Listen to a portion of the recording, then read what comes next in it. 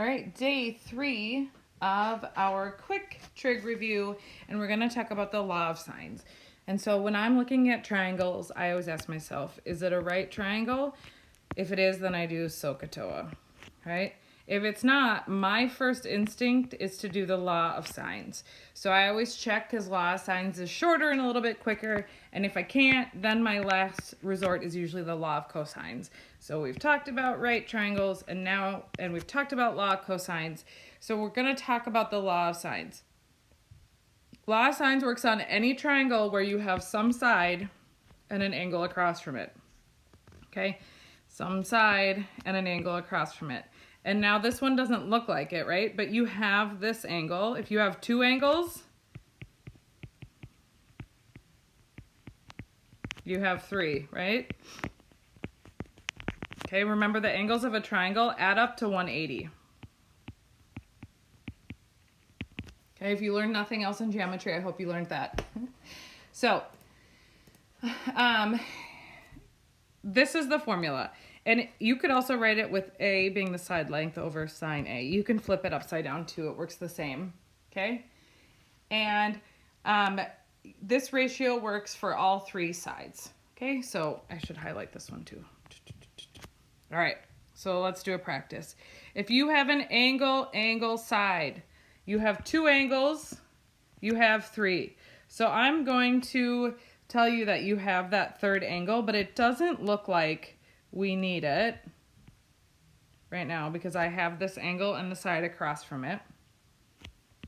And I'm going to be searching for this side. Okay, so if we want to call this side A, and then the sine of A here, so we can call this side B if you'd like, and we'll call that angle B. Okay, if the circles and highlights help you, please do them.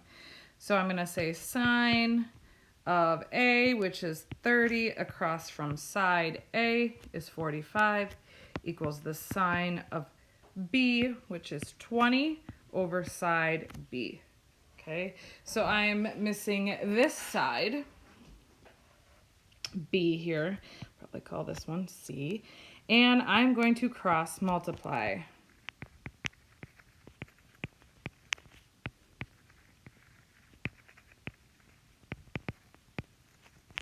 All right, so I have B times sine 30 equals sine 20 times 45, and I'm going to divide by sine 30, divide by sine 30, and get B by itself. All right, so let's get my Desmos up here and make sure that I'm in degrees.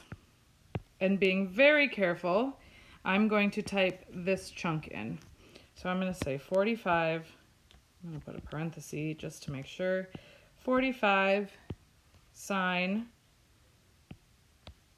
20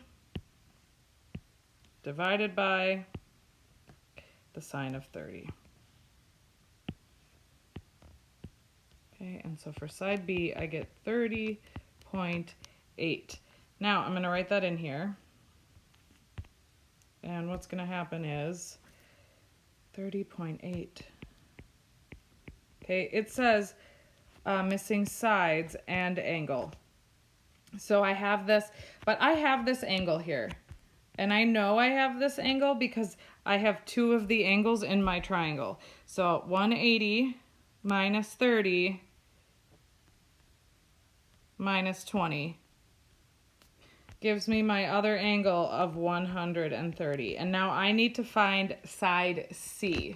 Okay? So I'm going to use I'm just going to use the same one I did already. I'm going to say sine of 30 over 45 equals the sine of 130 over side C. And again, cross multiplying. C times sine 30 equals 45 times sine 130. And I'm going to divide by sine of 30. Oops, I didn't write it there. I should have. Okay, because now I can type this as long as I remember to type the sine in there, just like I did before. So I'm going to go 45 sine of 130 divided by the sine of 30. And for this, I get 68.9. Okay, so I have solved for all the missing sides and the angles in this AAS triangle. All right, I have got one for you to solve, and I will just post the answers as a PDF. All right, there is an issue now, though, when we get to the triangle known as the angle side side. Here it is. This is how you remember. Okay, when it spells ass, you know you're going to have a problem, because there can be two triangles, and here's a picture of it. And this is a little bit crazy. This is called the ambiguous case. And it only happens on the triangles that spell ass. Okay, so I'm looking at this one, and it's highlighted pretty for you, right? Angle, side, side. So what happens? I have an angle and a side across from it. Okay, I've got this triangle. It's the same triangle twice. I've got an angle and a side across from it. And I'm going to set up to solve for this side and this angle. But you will see here that the angle could be two different things, and I will show you that. So I have sine of 39 over 28 equals the sine of, let's call it B over 41. Okay, so I'm going to cross multiply 28 times sine B equals 41 times sine of 39. And then I have to divide both sides by 28. So now I have this. Sine of B equals, and I can type that in. I'll type it in my calculator in my hand here. 41 times the sine of 39 divided by 28. Make sure you're using parentheses. And I got 0.9215. Okay, and remember I need to use sine inverse to solve for an angle. Should be in front of it. I hope that you understood that part. And I got my angle B to equal 67.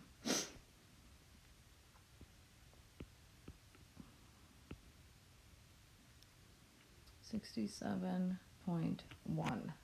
Okay, and then I'm going to do this weird little trick here, and I'm going to write 180 minus 67.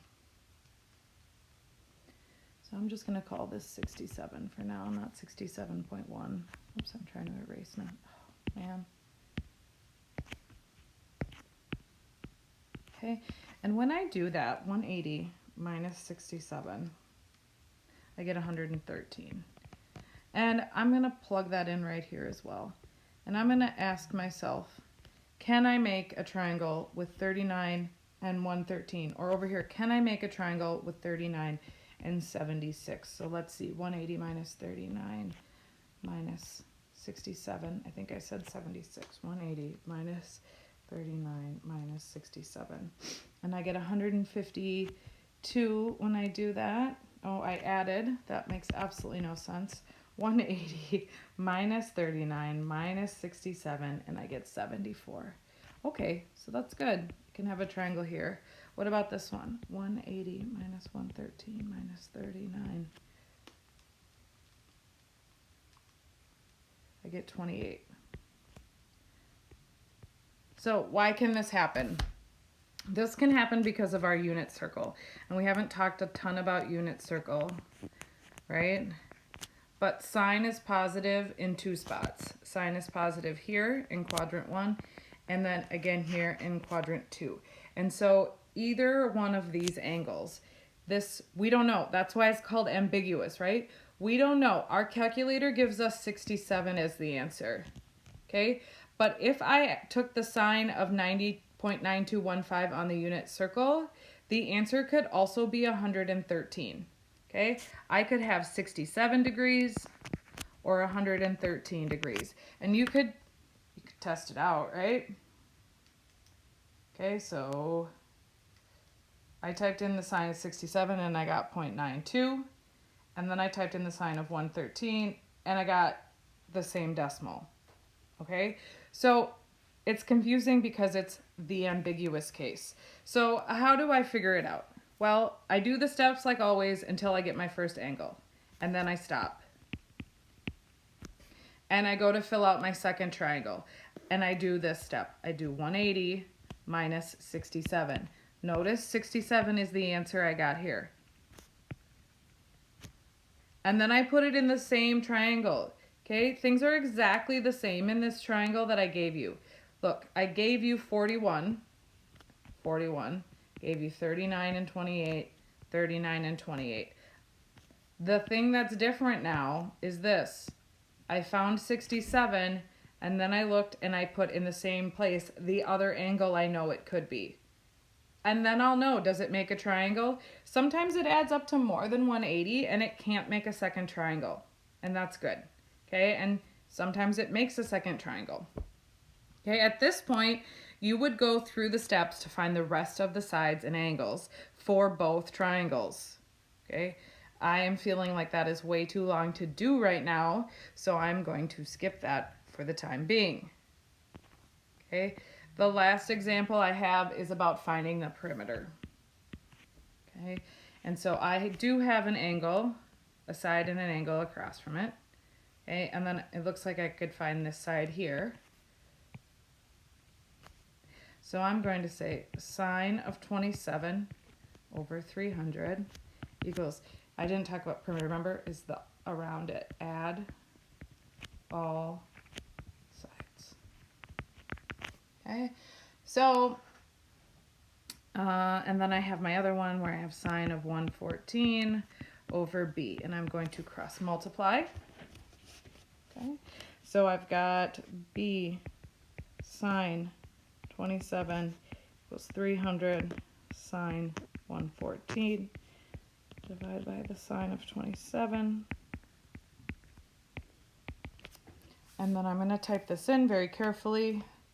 300 sine of 114 divided by the sine of 27. And I get 603.7. Okay, and that's this side. Now I do have this third angle, right? I can subtract from 180 for that one. So 180 minus 114 minus 27.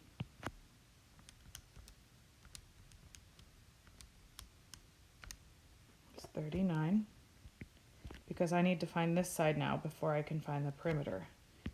Okay, I need to find this side now. So let's do this again.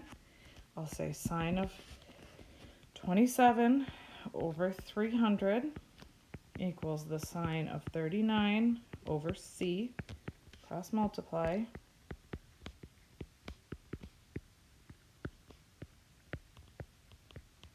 Okay, and then I would divide by the sine of 27. So I have 300 sine 39 divided by the sine of 27, and I get that side C is 415.9. So to find the perimeter, now I need to add all three sides together. So my sides were 300 plus 415.9 plus 603.7. 300 plus 415.9 plus 603.7, and I got 1319.6 is my perimeter.